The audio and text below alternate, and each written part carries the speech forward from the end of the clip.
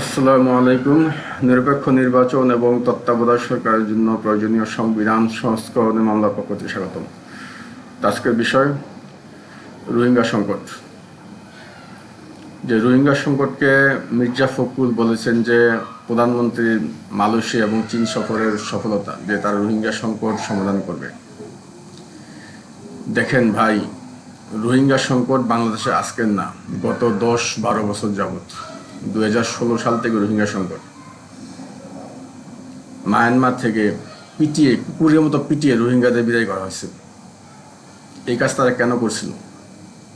কখনো এরকম হয় নাই যে মায়ানমার থেকে এরকম পিটিয়ে রোহিঙ্গাদের বিদায় করা হয়েছে। বাংলাদেশের রোহিঙ্গা তখন আসছে, এবং দেখেন রোহিঙ্গারা আসার পরে আমেরিকা থেকে সহায়তা আসছে, চীন থেকে সহায়তা আসছে, তারপর সেই আমেরিকার মিত্র যারা আছে তুরস্ক থেকে সহায়তা আসছে। এই রোহিঙ্গা সংকট তারা সৃষ্টি করেছিল জঙ্গিবাদের পরে, যখন 2015-16 সালে বাংলাদেশে আইএস জঙ্গিবাদ হয়। আইএস জঙ্গিবাদের প্রথম ধাপে তাবেল্লা হত্যাকাণ্ড এবং জাপানি কৃষক হত্যাকাণ্ডে যখন তারা মানুষ যখন জেনে যায়, কারণ তখন আমি জঙ্গিবাদের সাক্ষী ছিলাম, আমি তখন ব্রিটেন ছিলাম এবং ব্রিটেন থেকে আমি ওটা ফেস করেছি। তারপর বাংলাদেশে আসার আগে গুলশানের বড় জঙ্গিবাদ, এই জঙ্গিবাদে তারা যে তেমন কোনো ঢেউ তুলতে পারে নাই, যে জঙ্গিবাদ করে তারা 2 বছরের মধ্যে যে বাংলাদেশকে ভারতের আয়ত্তে নিয়ে আসবে এবং বাংলাদেশে যে ভারতের সামরিক করিডোরগুলোকে ব্যবহার করে যে বাংলাদেশে কুকিচিন সরকার প্রতিষ্ঠিত হয়ে যাবে এবং বাংলাদেশ যে ভারতের অংশ হয়ে যাবে, সেটাও হয়নি। কারণ গুলশানের বড় জঙ্গিবাদের লক্ষ্য ওটাই ছিল। গুলশানের বড় জঙ্গিবাদ হোঁচট খাইছে, তখন জঙ্গিবাদ কিন্তু ধামাচাপা দেওয়া হয়েছে। আজকে যে সাংবাদিক আছেন তারা জানেন জঙ্গিবাদ তখন ধামাচাপা দেওয়া হয়েছে, এবং তখন এই জঙ্গিবাদকে টিকিয়ে রাখার জন্য 2016 সালে ভারতের তৎকালীন দালাল এবং আমেরিকার পররাষ্ট্রমন্ত্রী হিলারি ক্লিন্টন, তিনি তখন রোহিঙ্গা সংকট সৃষ্টি করেছেন, যে ভারতকে কূটনৈতিক মদদ দেওয়ার জন্য। এই রোহিঙ্গা যতদিন থাকবে ততদিন বুঝতে হবে যে আমেরিকা ভারতকে কূটনৈতিক মদদ দেয় এবং আমেরিকার সঙ্গে চীন আছে। বাংলাদেশের আইএস জঙ্গিবাদে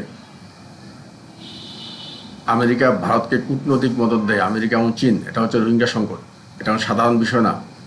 এবং জঙ্গিবাদের মূল লক্ষ্য বাংলাদেশকে ভারত আয়ত্ত করবে সম্পূর্ণভাবে, সামরিকভাবে এবং উপনিবেশভাবে। মানুষের রক্ত চুষে খাবে।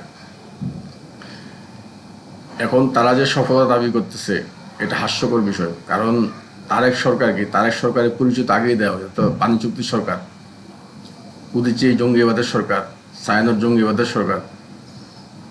2001 সালের যে নির্বাচন, যে হিন্দু ইন্ডিয়ান ভোগের সরকার, সে তো আগেও দাঁড়ালি করছে ভারতের।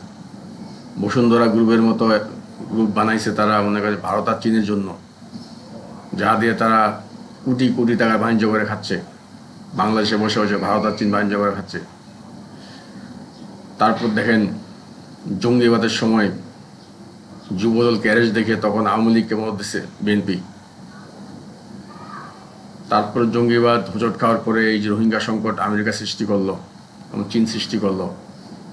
আজ পর্যন্ত রোহিঙ্গা সংকট চলতেছে, এবং রোহিঙ্গা নিয়ে শত শত কথা বলছে তখন হাসিনা সরকার, রোহিঙ্গা নিয়ে শত শত কথা বলছে তখন ইউনূস সরকার, রোহিঙ্গা নিয়ে তারাও শত শত কথা বলতেছে। আসলে রোহিঙ্গার বিষয়টা বলে যাবে জঙ্গিবাদের সাথে সম্পর্ক। জঙ্গিবাদের যে মূল বিষয় বাংলাদেশে আয়ত্ত করা ভারতকে, এটা হচ্ছে জঙ্গিবাদের মূল বিষয়, এবং এটা রোহিঙ্গাদের মাধ্যমে কূটনৈতিক মদদ দিয়ে করা হইতেছে। রোহিঙ্গা সংকট সমাধান সাধারণ বিষয় নয় যে ফখরুল বললেই এটা হয়ে যাবে। এই কথাটা ফখরুল আমাকে কটাক্ষ করে বলছেন না। আমি একটি স্ট্যাটাস দিয়েছিলাম যে মির্জা ফখরুলের চরিত্র নিয়ে, যে তার চরিত্রের দোষ আছে, তার যে শুধু খালেদা জিয়ার সাথে যৌন অপকর্মের সম্পর্ক আছে তা না। বিএনপির যে নেত্রী যারা আছে, ছোটোখাটো নেত্রী, ফারহানা, ডলি ফারহানা, ওদের সাথেও বিএনপির এই সমস্ত মানে একটু বয়স্ক নেতাদের অপকর্মের সম্পর্ক আছে। তো আমি অ্যাক্সেসটা দিচ্ছিলাম এটা। এই কারণে আমাকে কথা করে বলছে যে আমাকে রোহিঙ্গা মনে করতেছে। দেখেন ভাই, আমি রোহিঙ্গা না। রাজনৈতিক আলোচনায় আমার সঙ্গে পারেন না আপনারা, আপনারাই চাপে আছেন। আইনগতভাবে আমি আগে আছি, সে কারণে হাইকোর্ট বন্ধ রাখছেন। হাইকোর্টের সামনের দরজা সে কারণে বন্ধ রাখছেন। হাইকোর্টের পিছনের দরজা দিয়ে আপনারা চুরি করবার চিন্তা ভাবনা করতেছেন। হাইকোর্টের সামনের দরজা যেদিন খুলবে তারপরের দিনই মামলা হবে ইনশাল্লাহ, আপনারা কিছুই করতে পারবেন না। মামলা হেরে যাবেন বলে হাইকোর্টের সামনে দরজা আপনারা বন্ধ রাখছেন। ওই সংশয়ে দাঁড়িয়ে দাঁড়িয়ে এরকম বক্তৃতা দিয়ে কোনো লাভ নাই।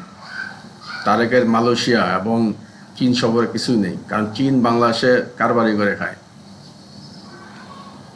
বাংলাদেশের সামরিক উন্নয়ন যেগুলা, যে চীনের ঋণের নামে বাংলাদেশে যে অবকাঠামো করা হচ্ছে, ফ্লাইওভার করা হচ্ছে, পদ্মা সেতু করা হয়েছে, এই যে হানিফ ফ্লাইওভার করা হয়েছে, তারপর আরও যে মেট্রো রেলের নামে যে শত শত যে ভারতের সেনা ক্যাম্প করা হয়েছে, সেনা ছাউনি করা হয়েছে, সেনা টহল ছাউনি করা হয়েছে, ময়লার ভাগাড়ে অস্ত্র রাখার জন্য ময়লার ভাগাড়গুলোকে বড় করা হয়েছে এবং এগুলোকে আরও বড় করা হবে। এই যে চোরাপথে চীন সামরিক উন্নয়ন করলো ভারতের জন্য, এই সমস্ত কারবারি করে চীন বাংলাদেশ থেকে খাইতেছে। এগুলোতে মদত দিয়ে আমেরিকা বাংলাদেশ থেকে খাইতেছে, ভারত বাংলাদেশ থেকে খাইতেছে। আর মির্জা ফখরুলের মতো লোকেরা, তারেকের মতো লোক ছেলেরা মনে করেন যে ক্ষমতায় থাকতেছে দেশের স্বার্থ বিসর্জন দিয়ে, এবং টাকা পয়সার স্বার্থ তাদের আছে। সংসদে দাঁড়িয়ে এই সমস্ত উল্টাপাল্টা কথা বহুদিন যাবৎ বলতেছেন, আপনাদের কথা কেউ বিশ্বাস করে না, কেউ বিশ্বাস করে না। তারেক কোন পরে বাংলাদেশে আসছে? এই ব্রিটেন থেকে হঠাৎ করে বাংলাদেশে চলে আসছে, এসে প্রধানমন্ত্রী হয়ে গেছে। এই যে হুট করে হঠাৎ করে আপনারা কাজ করতেছেন, ভারতের সঙ্গে আঘাত করে, আমেরিকার সঙ্গে আঘাত করে, চীনের সঙ্গে আঘাত করে, তারা শক্তিশালী হয়ে গেছে। দেশের মানুষের কোনো মূল্যই বাংলাদেশে নাই।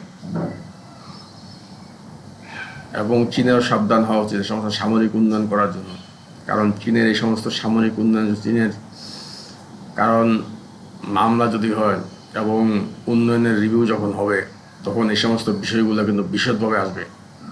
এবং উন্নয়নের রিভিউ হলে কিন্তু চীনের যে কোম্পানি, সামরিক কোম্পানি যারা এই সমস্ত কাজগুলো করছেন ভারতের জন্য চোরাপথে, তারা কিন্তু টাকা ফেরত পাবেন না। টাকাগুলো ফেরত দিতে হবে। যে মজুরি যেগুলো নিছেন আপনারা টাকা ফেরত দিতে হবে, কারণ এগুলো চোরাপথে করছেন। এবং আপনারা আস্ফালন করে বলছেন যে চীনের ঋণ আছে। কিসের চীনের ঋণ আছে? কোনো দেশ ঋণ দিয়ে অন্য কোনো দেশের সামরিক অবকাঠামো করে দেয় না।